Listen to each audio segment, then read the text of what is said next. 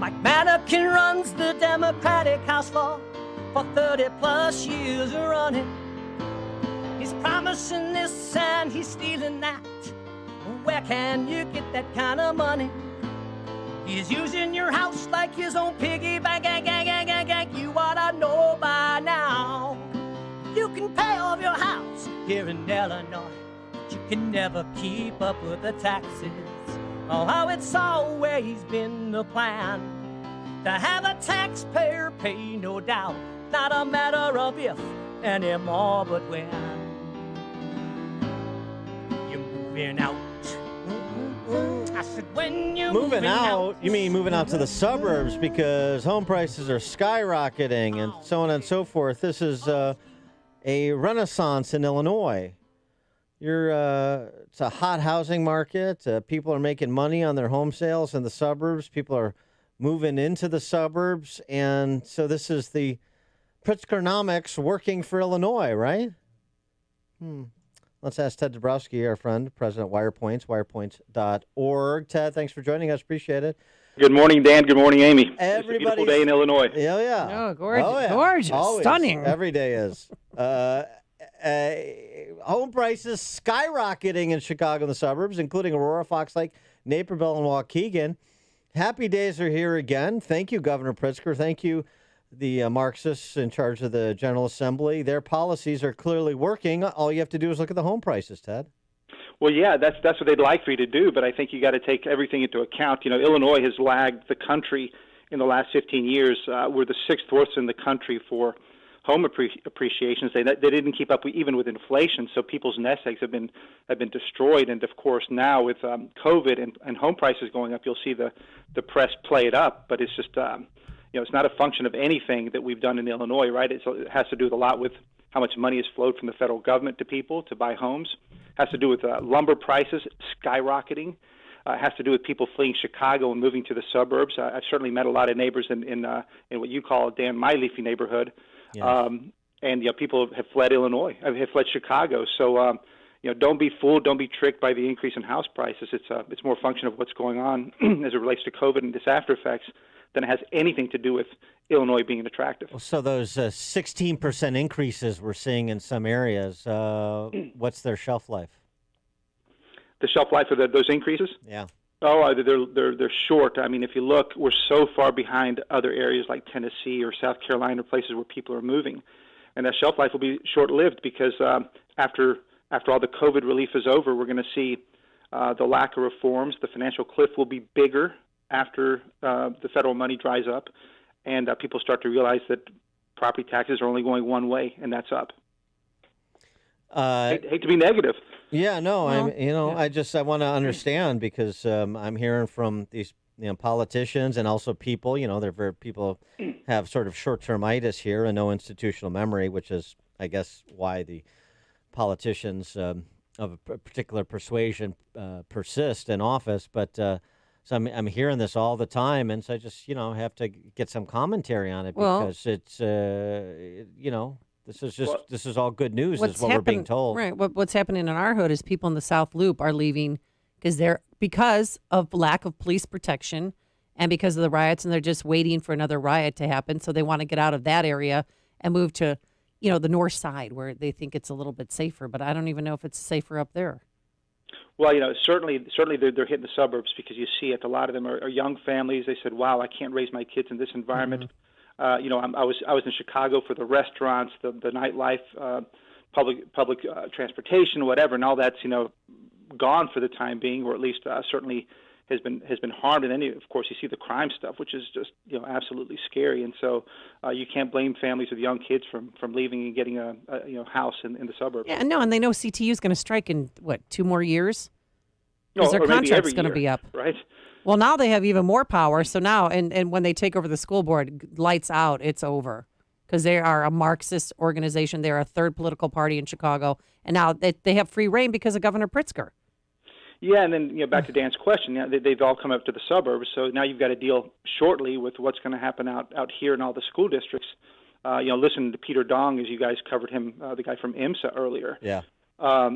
Fantastic what he's saying, trying to bring the truth about what a mess it's been for our school districts and the facts about youth deaths and COVID. And if you let me, I'll kind of pull out my Peter Dong and tell you what I think about these statistics in Illinois, because what he talked about were the federal statistics, and the ones in Illinois mirror that.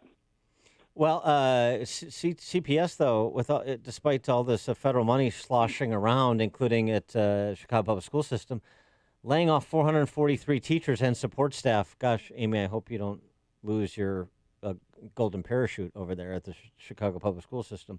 443 teachers and support staff. Now, this is in a Politburo run system of 30,000 plus people, but what's the layoffs? By the way, Jesse Sharkey, of course, vowing to aggressively oppose those layoffs because that's outrageous that anybody should ever be laid off of a government agency here. Yeah, but listening to all that, it's not even worth listening to, Dan, because most of those teachers get hired back in some other role. And so, if you know anything about that, CPS, it's all there's a lot of games. You don't really know what's happening. But when they announced 400 layoffs, I think last year when they announced layoffs, or previously, 70% of them are hired back, just in different roles and different titles. So it's really hard to know, hard to criticize all that because it's just part of the games. Sure. I mean, why? Again, why would we understand what's actually happening inside the Chicago public school system any more than Chinese residents understand what's happening inside the Politburo in their country? I get it.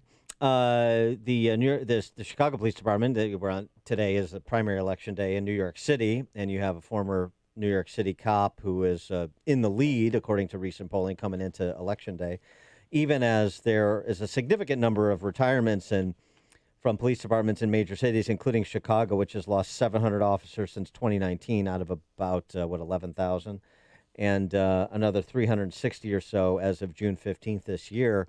And Mayor Lightfoot's reaction is, well, obviously FOP and the Chicago Police Department need to do a better job of recruiting. Yeah, that's really tough to do when you talk about the laws that are being passed, or the different things that have basically defanged the police's ability to do things, like being able to do chase people down the street to avoid them harming somebody. When you do that, and of course the critique that Mayor Lightfoot has put on policemen, how do you recruit in that environment where it's more risky to be a policeman than not? Black Dad in Decatur went viral by going after critical race theory in the schools. A video of him at a school board meeting giving the school board the riot act on the topic is very good. He will be surprised to learn, as I think many parents will be, that culturally responsive teaching and leading standards that is not supposed to be implemented until 2025.